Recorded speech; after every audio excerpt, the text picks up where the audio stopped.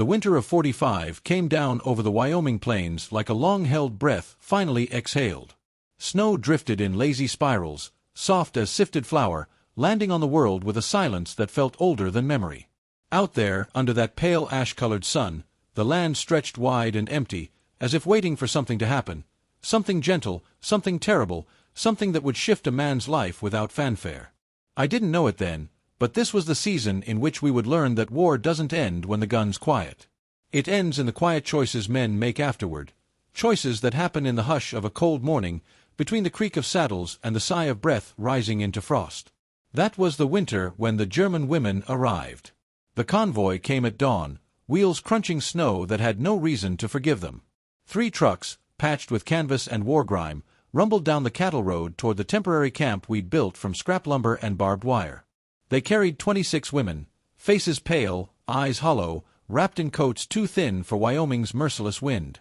Marshal Eli Crowder stood beside me at the gate, his hat pulled low, his mustache stiff with frost. He had a way of looking at the world like he'd already seen every mistake a man could make. But his voice, slow, steady as river stones, held a warmth few ever noticed. Beside him I, Deputy Collier Cole Boone, stood with my gloves stiff and my shame heavier than the rifle I carried. I'd returned from Europe only months earlier, a half-whole man trying to fit back into a life that no longer matched the shape of my soul. When the first woman stepped down from the truck, her boots sank into the snow like she was afraid it would swallow her. She was young, no more than 22. Fair hair tucked beneath a woolen scarf, trembling hands clinging to a satchel she kept close, like it carried the last piece of her name. Her eyes met mine. Not with fire, not with defiance, just caution. The kind a person learns when the world has made itself an enemy. That was Liesel Hartmann. Behind her descended Greta Voigt, older, shoulders squared, lips pressed into a tight line that said she would not break in front of strangers. And then Ruth Edelman, thin as a winter shadow, eyes darting like a sparrow unsure where to land. The townsfolk who had gathered along the fence line whispered as if the snow itself were listening. Traitors. Enemy women. Should have left them in Europe. Words sharper than barbed wire. One rancher spat near Liesel's boots. She flinched, not from the spit, but from the hatred behind it. I felt that sting in my chest, like I'd been the one spit on. Eli shot the rancher a warning glance. "That's enough," he said, quiet but firm. Quiet was how Eli commanded. Quiet was how he saved men from themselves. We led the women toward their makeshift barracks, just 2 long cabins, roofs patched with tar paper, windows stuffed with rags to keep out the drafts. The wind whistled through the gaps anyway, as if trying to remind us how small we were. Inside, the wooden floorboards groaned under the weight of fear and foreign footsteps. Liesel stood near the far wall, clutching her satchel to her chest. I noticed her hands, raw, reddened, nails chipped. The hands of someone who knew work, not war. "Danke," she whispered when I set a crate of blankets at her feet. It wasn't gratitude for the blankets. It was gratitude for being spoken to without cruelty. Her accent softened the cold edges of the word. Something inside me eased. But the ease didn't last. That evening, Eli sent me back with a second load of firewood. Snow had begun to fall harder, tapping against the cabin roof like impatient fingers. When I opened the door, the women startled, 26 pale faces turning toward me, fear widening their eyes. I wasn't used to being feared anymore. It hit deeper than I expected. Liesel stepped forward. Just a small step, but enough to show she understood I meant no harm. She reached for a log, her fingers brushing mine by accident. The touch lasted less than a second, brief as a spark, but sparks are what start fires. Ruth, hovering behind her, whispered in German, something brittle and frightened. Greta hushed her gently. I helped stack the wood by the small iron stove. The women huddled near it, knees tucked close, sharing heat like animals in a blizzard. Hunger clung to them. Weariness too deep for words. Cole, I told myself, don't soften. Don't get involved. But involvement was already happening, quietly, like snow gathering on the brim of a hat. When I stepped outside again, the wind cut across my face and carried the sound of townsfolk still muttering along the fence line. Boone's getting too close. He'll regret it. Enemy's enemy. I kept walking. The storm thickened that night. By midnight, it was fierce enough to bury a fence post. The barracks roof groaned, bending beneath the weight. I woke to the sound of Eli pounding on my door. "Roof's giving," he said. "We need to shore it." We saddled up lanterns and rope, trudging through snow up to our shins. The wind howled like something angry at being alive. Inside the barracks, the women huddled near the stove, eyes wide, terrified the roof would collapse on top of them. Liesel held the lantern, her hands shaking. The light flickered across her face, revealing exhaustion etched into every curve. "Stay by the wall," Eli instructed them. "Cole, hold the beam," he told me. And so I held it, shoulder wedged, boots braced, while Eli lashed supports into place. Snow trickled through gaps in the shingles, melting on my collar. Liesel stood inches away, holding the lantern high so Eli could work. The glow illuminated her braid, her cheekbones, the soft quiver of fear she tried to hide. I could feel her breath each time she exhaled, a fragile warmth against the cold storm. She whispered, barely audible, "We are not bad women, Deputy Boone." I didn't answer. Couldn't. My throat had tightened with something I had no name for. When the last board was secured and the roof steadied, the women exhaled in unison, relief thick enough to hear.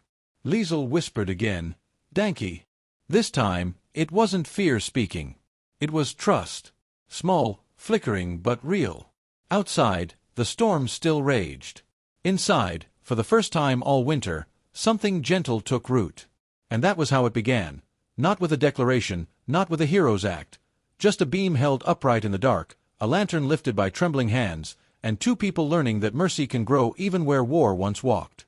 Morning crept into the camp with a kind of quiet that felt borrowed, as if the land itself wasn't sure it had the right to be peaceful after all it had witnessed. The snow had eased, leaving the world covered in a pale, forgiving glow. Smoke curled from the barracks chimney, thin, uncertain, and the air tasted like wet cedar and cold iron.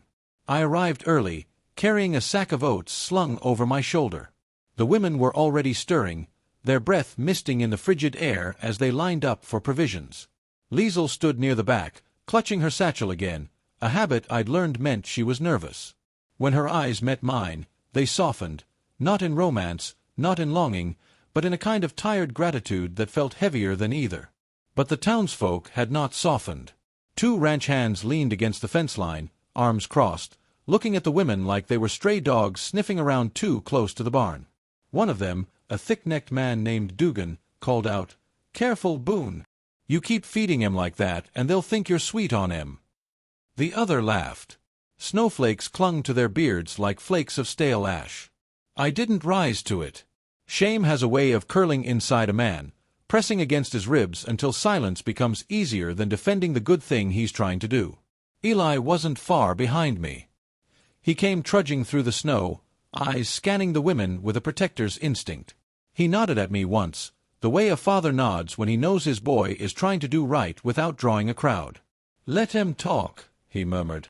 But letting them talk didn't make the words sting any less. Inside the barracks, the women warmed their hands near the stove. Their faces brightened at the sight of the oats, thick, hearty, something to quiet the gnawing hunger that lived beneath their ribs. Ruth approached first, her hands trembling as she held out a dented tin cup. I filled it, careful not to spill. She whispered a shy, "Danke," eyes flicking up at mine for just a heartbeat. Greta remained near the door, arms crossed, posture stiff. She watched every movement, every breath, every man's shadow crossing the threshold. She'd taken it upon herself to be protector of the group, stern, skeptical, unwilling to trust even kindness. Liesel waited last, as she always did, letting the others eat first. When she stepped forward, the lantern light caught in her hair and made it glow like something too fragile for a world this cold. "You come early," she said softly, her English halting but warm. "I don't sleep much," I answered. Her lips curved into a small, understanding smile. "I know this feeling." We didn't say anything more. Words can sometimes bruise a moment that's meant to stay quiet. But as she reached for the cup, her fingers brushed mine again. Accident or not, I couldn't tell. Her touch was cold, but it sent a slow warmth up my arm, settling somewhere beneath my ribs. An ember. Small, but bright. Over the next days, The tension grew thicker than the frost on the windows. A few of the local boys, too young to understand war, too old to excuse their cruelty, started throwing rocks at the barracks walls. Not big ones. Just enough to make the women jump.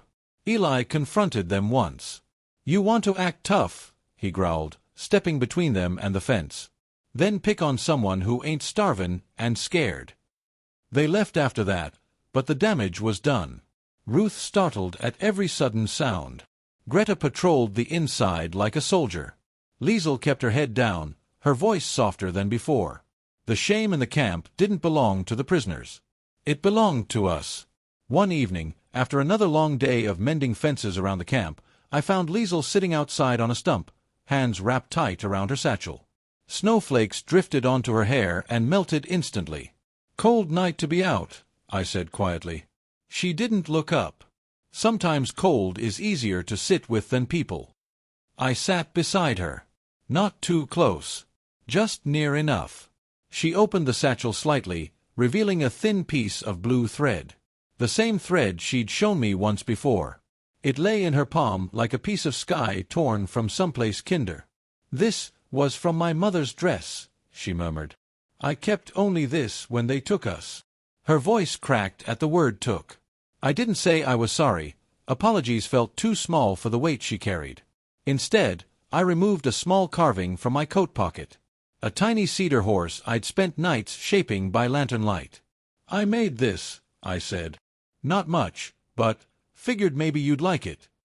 She stared at the horse like it was a miracle, her eyes filling, catching the moonlight. Her reply came in German at first, soft, trembling, then she tried to translate, her cheeks burning with the effort. "You give this to me?" I nodded. "If you want it." Her breath shuddered. "It is the first kind thing given to me in a very long time." She pressed the blue thread into my hand in return, gently, reverently, as if entrusting me with the last fragment of her world. My throat tightened. My heartbeat stumbled. This was no declaration. Just two small offerings in the cold. Two sparks in a winter that had taken too much. But sparks draw attention. The next day, Dugan and his men cornered me outside the general store. "Heard you're making friends with the enemy," Dugan sneered. "Bad look for a deputy." I kept walking. He grabbed my coat. "You forgetting they cheered while our boys died?" I froze. The words burned through me, because part of me feared he was right. War teaches a man to divide the world into enemy and friend. Peace teaches him how wrong he was. I shook Dugan's hand off and walked away, but his accusation burrowed deep. That night, I lay awake long after the stove coals died, wondering if I was betraying something, or finally doing something right. A few days later, the orders came. The women were to be transferred east within the week, then repatriated. When the announcement was made, the barracks filled with muffled cries. Ruth covered her mouth, shoulders trembling. Greta sank onto a crate, her strength finally slipping. Liesel swayed where she stood, as if someone had struck her. She approached me slowly, voice cracking open. "Please," she whispered. "Please, do not send us back. There is nothing left. No home. No family. Only ruins." Her knees buckled. I caught her before she fell. Her tears soaked into my coat, and something inside me, something I had kept locked behind duty, behind uniform, behind guilt, finally broke open too. "I don't want to leave," she whispered into the fabric. "Not this place. Not you." I didn't answer. But I held her. Quietly. Steadily. As if she were the last fragile piece of winter worth saving. And in that moment, the ember between us glowed brighter, dangerously bright, casting sparks into the cold Wyoming night. The night the orders were posted, the wind rose like it meant to tear the world apart. It rattled the boards of the barracks, moaned through the fence line, and carried a chill that settled into the bones of every soul in camp. It was the kind of wind old-timers said meant trouble was coming, trouble with a heartbeat, trouble with a face. I felt it too. In my pulse. In the way the lantern flickered though there was no draft. In the way Liesel stood at the window, blue thread wrapped around her fingers, as if trying to anchor herself to anything that wouldn't disappear. "They will send us back," she whispered. She didn't turn toward me. She didn't need to. Her voice carried enough trembling to make my chest ache. "Eli is trying to delay the transfer," I said. "Can he?" I hesitated, and silence became the answer. Outside, the murmurs began, first a few, then a gathering storm. Men's voices. Boots crunching snow. Anger sharp enough to taste on the cold air. Liesel stiffened. Ruth backed into the corner. Greta rose, jaw clenched, ready to defend her little flock with nothing but her body. The town had come. By the time I reached the gates, torches bobbed like angry fireflies in the dark. At least 30 men. Some drunk. Some fearful. All convinced they were doing what justice, or vengeance, demanded. Dugan stood at the front, shoulders squared, face twisted by self-righteous fury. "Boone!" he shouted. "We're done letting enemy women nestle on our land. They're leaving tonight." "The army hasn't cleared that," I said, stepping between him and the barracks. "They aren't going anywhere." "It ain't the army we're worried about," another man growled. "It's decency." A murmur of agreement rippled through the crowd. Snowflakes drifted down, hissing as they melted on torch flames. The world smelled of smoke and fear. Dugan jabbed a finger at me. "You stand aside, or we'll move you." My voice came out steady, though inside me something trembled. "No one is dragging those women out into the night. Not while I'm breathing." A hush fell. Threatening. Heavy. Then another pair of boots crunched through the snow. "Eli." He walked up slow, hands free, rifle slung peacefully across his back. His breath rose like steam, but his gaze was cold iron. "You boys have lost your damn minds," he said softly. "Marshal," someone stammered. Eli raised a hand. "No speeches. No excuses. Just listen." He stepped forward, between me and the mob, and the torchlight carved shadows deep into the lines on his weathered face. "You think these women are a threat? They're hungry. They're tired. They're afraid. That's all. They're Germans," Dugan spat. Eli's voice didn't waver. "And you're Americans. Act like it."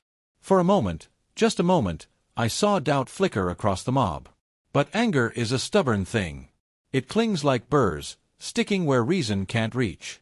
Then something unexpected happened. A figure stepped out of the shadows behind us. Liesel. She stood barefoot in the snow, coat pulled tight, blue thread tied around her wrist. Her breath quivered in the torchlight. "Please," she called out, her voice trembling but clear. "We do not ask for comfort. Only mercy." The crowd shifted. Her vulnerability struck harder than any weapon. Liesel took another step, snow rising to her ankles. "I have no home to return to. No warm place.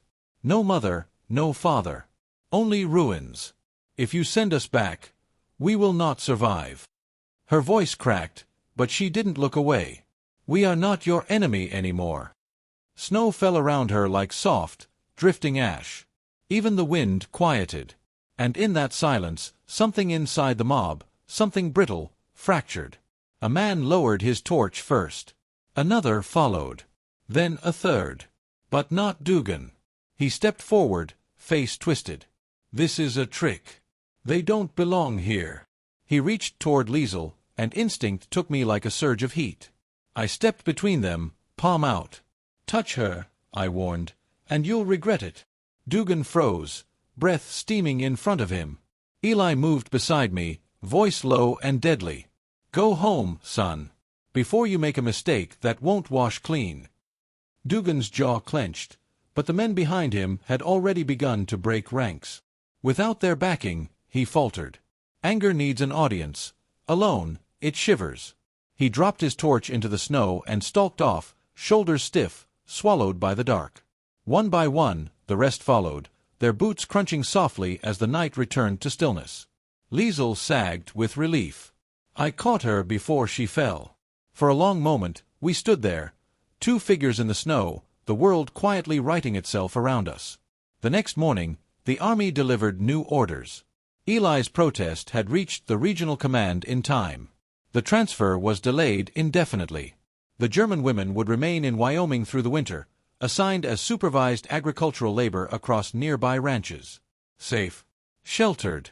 Not free, but not cast away. Liesel was placed at the Boone Ranch, my ranch, helping tend the livestock and keep the barns in order. It wasn't a choice I made, it was assigned. Fate has its own quiet hand. The first day she arrived, she stood in the doorway of the big red barn, eyes soft, hands clasped as if unsure whether she was stepping into safety or a new kind of storm. "You don't have to be afraid," I said, holding the door for her. Her gaze met mine. "I am learning this," she whispered. Inside, sunlight filtered through cracks in the boards, turning dust motes into drifting gold. Liesel lifted her hand toward them, letting them settle on her fingers. "It is warm here," she said softly. Her words meant more than temperature. As the days passed, she learned the rhythm of the ranch. Feeding the horses, hauling water, brushing snow off the window ledges. Sometimes we worked side by side, our shoulders brushing by accident. Sometimes she hummed soft Bavarian folk songs under her breath, and the barn seemed to hum with her. We never spoke aloud the things growing between us, things delicate as new blossoms. We didn't need to. One evening, as spring teased the air with its first hint of thaw, I found her kneeling by the fence, planting small seeds in the still cold soil. "What are those?" I asked. "Marigolds," she said, tucking one last seed into the earth. "You gave me a place to stay. I want to give this place something to bloom." The setting sun brushed her face in gold. For a moment, the war felt like a memory too faint to hurt. She looked at me then, really looked, and her smile was soft enough to melt the last of winter. "Hope grows," she whispered, "even in hard ground." And I believed her.